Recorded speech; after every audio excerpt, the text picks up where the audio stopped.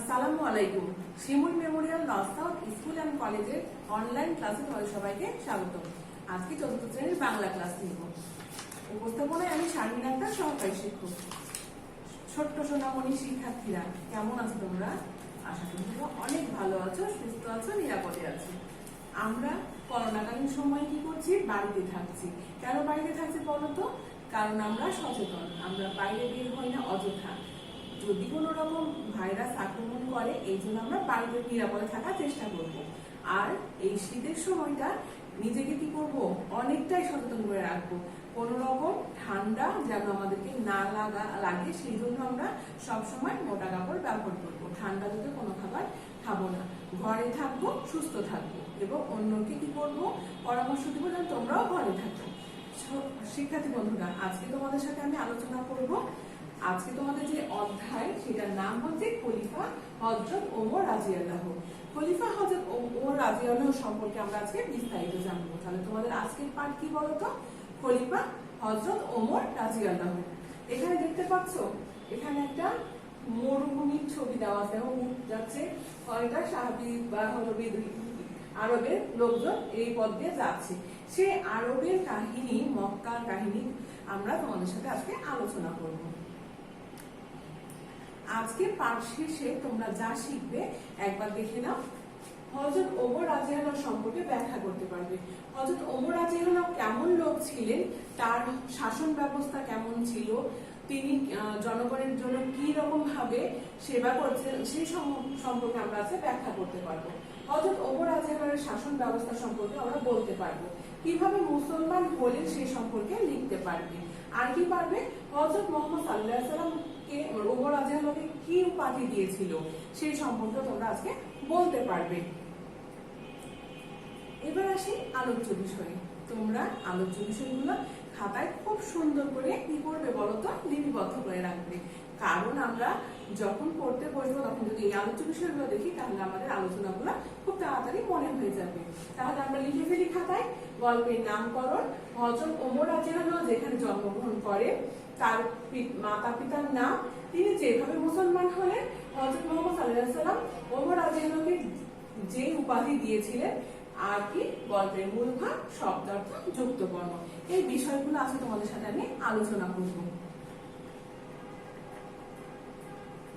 এবার আসি গল্পের নামকরণে। গল্পের নামকরণ, গল্পটা কেন হযরত খলিফা ওমর রাদিয়াল্লাহু হলো, সেই নামকরণ কিভাবে হলো সেটা আজকে আমরা জানি। দেখো, হযরত ওমর রাদিয়াল্লাহু ইসলামের দ্বিতীয় খলিফা। তাহলে ইসলামের দ্বিতীয় খলিফা কে বলতো? হযরত ওমর রাদিয়াল্লাহু।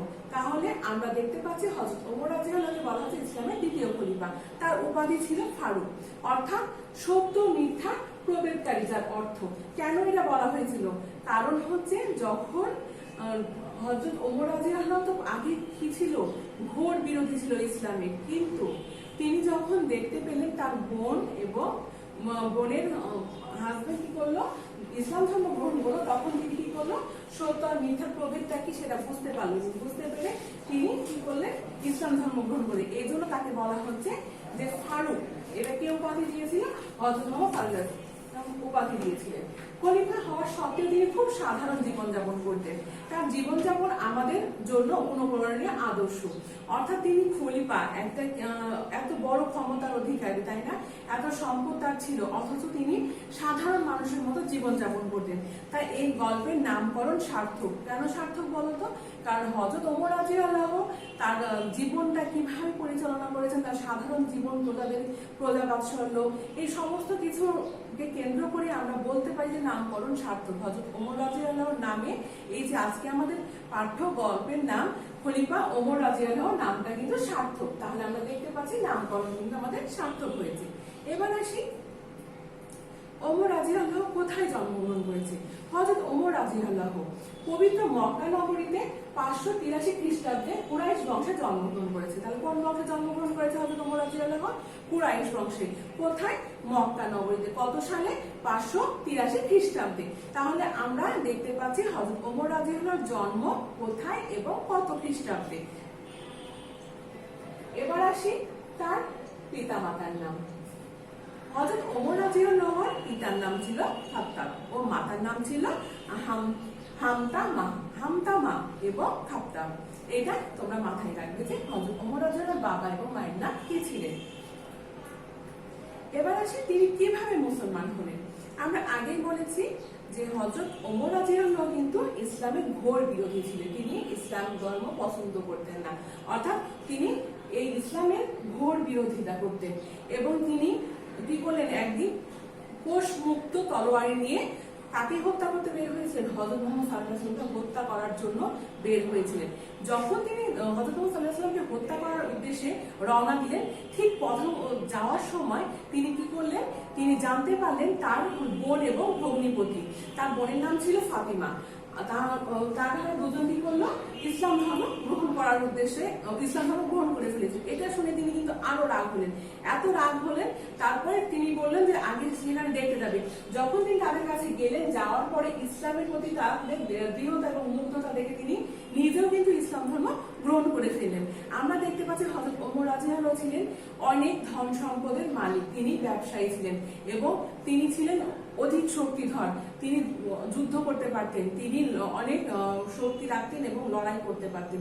এই জন্য তাকে সবাই কি করতো, ভয় করতো। আর এই যে তিনি কি করলেন, আমাদের প্রিয় নবী হযরত মুহাম্মদ সাল্লাল্লাহু আলাইহি ওয়াসাল্লামকে হত্যা করার উদ্দেশ্যে রওনা দিয়েছিলেন, কি নিয়ে, কোষ মুক্ত তলোয়ার নিয়ে। আর যাওয়ার পরে যখন তিনি তার বোন আর ভগ্নিপতির কথা শুনলেন, তখন কিন্তু সে আরো ক্ষিপ্ত হয়ে গেল। তোমরা ক্ষিপ্ত হয়ে যাও না যে আমার নিজের লোক আমার হলো, আমার বিরুদ্ধে যাচ্ছে, এরকম একটা চিন্তা করো না। ঠিক সেই রকম হযরত ওমর রাদিয়াল্লাহু চিন্তা করেছিলেন। আর সেই চিন্তাধারা থেকে তিনি তার বোনদের কাছে যখন গেলেন এবং তাদের যে ইসলামের প্রতি একটা দৃঢ়তা, একটা বিশ্বাস, ইসলাম যে আমাদের শান্তির ধর্ম, এটা কিন্তু তার মনের মধ্যে গেঁথে গেল এবং তিনি মুগ্ধ হয়ে গেলেন। মুগ্ধ হওয়ার পরে তিনি কি করলেন, ইসলাম ধর্ম গ্রহণ করলেন এবং তিনি ঘোষণা দিলেন যে পবিত্র কাবা শরীফে এখন মানুষ কি করবে, সে মানে সবার সম্মুখে, সবার সামনে কি করবে, নামাজ পড়তে পারবে। আগে তো এই কাবা ঘরে কি করতো, নামাজ পড়তে মানুষ ভয় পেত, লুকিয়ে চুরে নামাজ পড়তো। কিন্তু হযরত ওমর রাদিয়াল্লাহু যখন ইসলাম ধর্ম গ্রহণ করলেন, তখন তিনি কি বললেন যে কাবাতে এখন সবাই কি করবে, জনসম্মুখে নামাজ পড়তে পারবে, অর্থাৎ আর কোনো বাধা বিপত্তি থাকবে না। তাহলে আমরা দেখতে পেলাম যে ইসলাম ধর্ম গ্রহণ করে কিভাবে মুসলমান হলেন হযরত ওমর রাদিয়াল্লাহু। আমরা এখন বলতে পারবো যে তিনি কিভাবে মুসলমান হলেন। শিক্ষার্থী, এবার আসো, হযরত মুহাম্মদ সাল্লাল্লাহু আলাইহি ওয়াসাল্লাম ওমর রাদিয়াল্লাহুকে কি উপাধি দিয়েছিলেন। তিনি যখন ইসলাম ধর্ম গ্রহণ করলেন, তার দৃঢ়তা, তার বিশ্বাস, তার মুগ্ধতা, এই সমস্ত কিছু দেখে, আর তিনি যে সত্য মিথ্যার প্রভেদ করতে পারলেন। সত্য মিথ্যা কি, দেখো, ও যখন ইসলাম কি শান্তির ধর্ম, ইসলাম কি করে, সত্যকে সবসময় কি করে, সত্যকে মানে। কিন্তু যখন আগের দিনে কি হতো, কুরাইশরা কি করতো, মূর্তি পূজা করতো, তারা বিভিন্ন রকম খারাপ কাজে লিপ্ত থাকতো। এই সমস্ত থেকে যখন হযরত ওমর রাদিয়াল্লাহু কি করলো, ইসলাম ধর্ম গ্রহণ করলো, তখন আমাদের প্রিয় নবী হযরত মুহাম্মদ সাল্লাল্লাহু আলাইহি ওয়াসাল্লাম ওমর রাদিয়াল্লাহুকে একটা উপাধি দিলেন, যে উপাধির নাম হচ্ছে ফারুক। আর ফারুক অর্থ হচ্ছে সত্য মিথ্যার প্রভেদকারী। তাহলে আমরা দেখতে পাচ্ছি হযরত মুহাম্মদ সাল্লাল্লাহু আলাইহি ওয়াসাল্লাম আমাদের প্রিয় হযরত ওমর রাদিয়াল্লাহু উপাধি দিয়েছেন ফারুক। আর শিক্ষার্থী বন্ধুরা, যখন তোমরা আমাদের প্রিয় নবী হযরত মুহাম্মদ সাল্লাল্লাহু আলাইহি ওয়াসাল্লামের নাম শুনবে, তখন অবশ্যই দুরূদ পাঠ করবে, কারণ নবীর নামে দুরূদ পাঠ করতে হয় আমাদের, তাই না? এবার আসি আমরা গল্পের মূল ভাবে। আমরা দেখতে পেলাম যে এখানে হযরত ওমর রাদিয়াল্লাহু কি করলেন, তিনি ব্যবসায়ী ছিলেন। তিনি কি করলেন, ইসলাম ধর্ম গ্রহণ করলেন। ইসলাম ধর্ম যখন গ্রহণ করলেন, করার পরে আর তিনি ছিলেন তিনি কি হলো, খলিফা হলো, তাই না? খলিফা হওয়ার পরেও তিনি করলেন জনগণের জন্য, অর্থাৎ সেই হলো মক্কাবাসীদের জন্য তিনি নিবেদিত প্রাণ ছিলেন। তিনি সবসময় প্রজারা কিভাবে খুশি থাকবে, তাদের দুঃখ কষ্ট কিভাবে দূর হবে, এই জন্য তিনি রাতের অন্ধকারে কি করতেন, সবাইকে দেখতেন, অর্থাৎ হলো ওই শহরের মধ্যে ঘুরে বেড়াতেন। একদিন কি করলো, ও একটা ছোট্ট শিশুর কান্নার শব্দ শুনতে পেল। যে কান্নার শব্দ শুনে তিনি কি করলো, কাছে যে দেখলো যে ক্ষুধার জ্বালায় ছোট্ট শিশুটা কান্নাকাটি করছে। তখন হযরত ওমর রাদিয়াল্লাহু নিজে তার কোষাগার থেকে এক বস্তা আটা নিয়ে কি করলো, ওই ছোট্ট শিশুর ঘরে দিয়ে আসলো। আবার একটা ঘটনা দেখো, হযরত ওমর রাদিয়াল্লাহু একদিন এরকম প্রজাদের দুঃখ কষ্ট দেখার জন্য রাতের বেলায় ঘুরে বেড়াচ্ছিলেন। তখন একটা অসুস্থ নারীকে কি করলো, তার হলো প্রসব বেদনায় কান্না শুরু করছিল। ঠিক সেই সময় তার স্ত্রীকে নিয়ে যে তিনি কি করলেন, সেই বেদুইনের কষ্ট লাঘব করলেন। তারপরে দেখো তিনি একাধারে ছিলেন উদার মনের, আবার কঠোর, শাসন ব্যবস্থা ছিল কঠোর। কেমন কঠোর ছিল যে তিনি তার নিজের পুত্রকে কিন্তু ক্ষমা করেনি। শাহনামা সে কি করলো, একদিন বড় অপরাধ করেছিল, যে অপরাধের কারণে তাকে কঠোর শাস্তি দিয়েছিল। কে দিয়েছিল বলতো? হযরত ওমর রাদিয়াল্লাহু। তাই আমরা দেখতে পাচ্ছি তিনি ছিলেন দক্ষ এবং ন্যায়পরায়ণ শাসক, তিনি সুবিচারক। তিনি কিন্তু নিজের সন্তানকেও ক্ষমা করেনি। কেন ক্ষমা করেনি? কারণ তার কাছে সত্য সবচেয়ে আগে, ন্যায় বিচার করার জন্য তিনি তার সন্তানকে শাস্তি দিয়েছিলেন। এবার আসি গল্পের মূল ভাবে। এই গল্পটি ইসলামের দ্বিতীয় খলিফা হযরত ওমর রাদিয়াল্লাহুর জীবন এবং আদর্শের পরিচয় তুলে ধরা হয়েছে। এখানে আমরা দেখতে পেলাম ইসলামের প্রথমে তিনি ছিলেন ইসলামের বিপক্ষে, কিন্তু পরবর্তীতে তিনি ইসলাম ধর্ম গ্রহণ করেছিলেন। শাসক হিসেবে ছিলেন দক্ষ এবং ন্যায়পরায়ণ। সুবিচার হিসেবে তার নাম ছিল, তার সুনাম ছিল, তিনি সহজ সরল জীবনযাপন করতেন। একদিন একটা ওদের সেই সময় কি করতে হতো, খলিফাদেরকেও কিন্তু জবাবদিহিতা করতে হতো, জনগণের কাছে জবাবদিহিতা করতে হতো। যখন খলিফা হযরত ওমর রাদিয়াল্লাহু একজন জায়গায় দাঁড়িয়ে খুতবা দিচ্ছিলেন, তখন একজন কি করলো, একজন জিজ্ঞাসা প্রশ্ন করলো তাকে যে হযরত ওমর রাদিয়াল্লাহু, আপনি একটা যে জামা পরেছেন, আমাদেরকে সরকারি পোশাকে যে কাপড় টুকরো দেওয়া হয় সেটা কিন্তু নিতান্তই ছোট, যেখানে একটা সম্পূর্ণ জামা কিন্তু হয় না, কিন্তু আপনি একটা পুরো জামা পরে আছেন কিভাবে? তখন তার প্রশ্নের উত্তর দিয়েছে তার পুত্র আব্দুল্লাহ। সে কি বলেছিল? সে বলেছিল যে আমি এই প্রশ্নের উত্তর আমি দিচ্ছি। তখন সে জনগণকে উদ্দেশ্য করে বলল যে আমার বাবা বা আমার হলো আব্বা এই কাপড়ে কিন্তু জামা হয়নি, আমার অংশটুকু আমার বাবাকে দিয়ে দিয়েছি, দেওয়ার পরে সে জামা দুইটা কাপড় মিলে একটা পূর্ণ জামা হয়েছে। তাহলে দেখো সে কিন্তু একটা খলিফা, সে কিন্তু একটা শাসক, সে সমস্ত অনেক ধন সম্পদের মালিক, অথচ তিনি কি করছে, একটা সামান্য কাপড়ের জন্য তাকে জবাবদিহিতা করতে হচ্ছে। তাহলে আমরা দেখতে পাচ্ছি তিনি কতটাই ন্যায়পরায়ণ ছিলেন। তারপরে তিনি কি করলেন, একদিন রোম থেকে একজন আসলো কাকে খুঁজতে, হযরত খলিফা রাদিয়াল্লাহু ওমর রাদিয়াল্লাহু খুঁজতে, খলিফা ভবন খুঁজতে আসলো। কিন্তু খলিফা ভবন কেউ কিন্তু সন্ধান দিতে পারলো না। কেন দিতে পারলো না? কারণ খলিফা ভবন তো নাই, তাই না? খলিফা হযরত ওমর রাদিয়াল্লাহু কি করতো, নিতান্তই সাধারণ জীবন যাপন করতো। তখন খুঁজতে খুঁজতে লোক ক্লান্ত হয়ে গেল, সবাইকে জিজ্ঞাসা করলো, তখন বললো যে কিছুক্ষণ আগে হযরত ওমর রাদিয়াল্লাহুকে দেখেছি কোথায়, খেজুর গাছে নিচে শুয়ে থাকতে। ঠিক ওই লোক কি করলো, কাছে যে দেখলো যে খলিফা কি করছে, গাছের তলায়, খেজুর গাছের তলায় বিশ্রাম নিচ্ছে। এখানে দেখতে পাচ্ছি আমরা তিনি কতটাই সৎ ছিলেন, কতটাই সাধারণ জীবনযাপন করতেন। তাহলে আমরা দেখতে পেলাম যে তার সহজ সরল জীবনযাপন, কেমন জীবনযাপন করতেন। চিন্তায় এবং কাজে তিনি ছিল সৎ, নির্ভীক ও নিষ্ঠাবান। তার জীবন পদ্ধতি ও মূল্যবান উপদেশ আমাদের অনুপ্রেরণা যোগায়। তিনি যে মূল্যবান তার জীবন পদ্ধতি, তিনি যে মূল্যবান উপদেশ দিয়েছেন সেগুলো কিন্তু আমাদেরকে অনুপ্রেরণা যোগায়। তিনি কি উপদেশ দিয়েছিলেন? তিনি বলেছিলেন যে প্রথমে সালাম দিতে হবে, অর্থাৎ যে আগে সালাম দিলে সে কিন্তু বেশি সব পাবে। তারপরে আবার তিনি একটা কথা বলেছিলেন, যেটা হচ্ছে যে যখন আমি কোনো কাজ করব তখন অবশ্যই আমি দক্ষ এবং পারদর্শী কারোর সাথে পরামর্শ করব, পরামর্শ করে যদি সে কাজটা করে তাহলে অবশ্যই সফল হবে। তাহলে এই সব কি তার মূল্যবান বক্তব্য না, তার মূল্যবান উপদেশ না? আমরা তো প্রথমে কাউকে দেখলে কি করি, অনেক সময় সালাম দেওয়ার ভয়ে একটু সরে যায়, তাই না? তা করবো না। আমরা কি করবো, যাকে দেখা হবে প্রথমে আমরা সালাম দেওয়ার চেষ্টা করবো, তাহলে আমাদের কি হবে, সবটা বেশি হবে। আর যে কোনো কাজ করতে গেলে আমরা বড়দের পরামর্শ নিব, বড়দের উপদেশ মানবো, মানার পরে সেই কাজটা করবো। আরেকটা ঘটনা বলি হযরত ওমর রাদিয়াল্লাহু।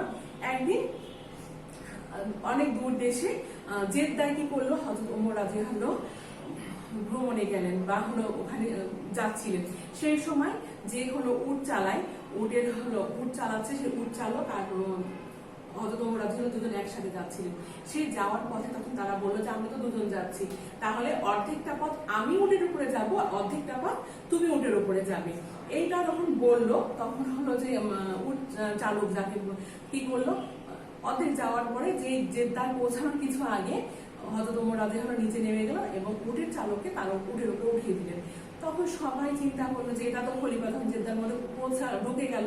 তখন সবাই ওই উট চালককে কি করলো, খলিফা মনে করলো, দিয়ে সালাম দিতে লাগলো।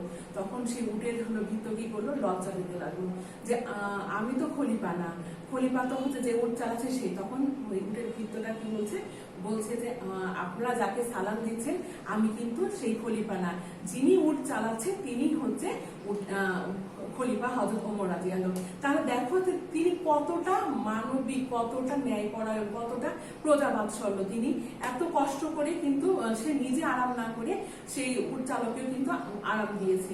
তাহলে আমরা দেখতে পাচ্ছি তার জীবন পদ্ধতি, তার জীবন যাপন ছিল সহজ সরল। তাহলে আমরা তার আদর্শে জীবন যাপন করতে পারি না? আমরা চেষ্টা করলে তার উপদেশ এবং অনুপ্রেরণায় নিজেকে কি করতে পারি, সমৃদ্ধ করতে পারি।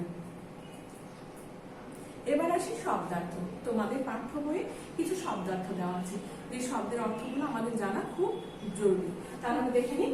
দরদি, সমব্যথী, বিধান, ব্যবস্থা, দূত, বার্তাবাহক, কোষাগার, ধনাগার, শাসনকর্তা, প্রধান শাসক। এগুলো হচ্ছে শব্দের অর্থ। এছাড়াও আরো অনেক অর্থ আছে যেগুলো তোমরা পড়বে, পড়ার সময় অর্থটা একটু দেখে নিবে। এবার আসে যুক্ত বর্ণে। যুক্ত বর্ণ যেটা খুব গুরুত্বপূর্ণ। যুক্ত বর্ণ ভাঙার পর আমাদেরকে কি করতে হয়, বাক্য গঠন করতে হয়। আর ভাঙাটা আমাদেরকে অবশ্যই শিখতে হবে। একটু লক্ষ্য করো, এখানে তালব্য স, তালব্য শয়ে বয়। তাহলে তালব্য শয়ে বয় যখন আমরা ভাঙবো তখন কি লিখবো, তালব্য স হসন্ত ব। এটা অবশ্যই আমরা বক্সের মধ্যে লিখবো, আমরা কিন্তু বক্সের বাইরে যোগ চিহ্ন দিয়ে লিখবো না। যেহেতু তোমরা চতুর্থ শ্রেণীতে পড়ো, তোমাদের কিন্তু বক্স ব্যবহার করতে হবে। তাহলে তালব্য স হসন্ত ব, একটা হাইফেন দিয়ে ফলা। তিনি আমাদের বিশ্বকবি। এখানে দেখতে পাচ্ছ দন্ত নয় ময়। তাহলে এটা ভাঙিয়ে আমরা দন্ত ন হসন্ত ম। আমি বাংলাদেশে জন্মগ্রহণ করি। আমি বাংলাদেশে জন্মগ্রহণ করি। দন্ত নয় দয়, দন্ত ন যোগ দ। তো ওখানে যোগ না দিয়ে আমরা বক্সের মধ্যে দন্ত ন হসন্ত দ। আনন্দ করা আমাদের উচিত। এবার আসি দন্ত স ক। দন্ত স ক, আমি প্রতিদিন স্কুলে যাই।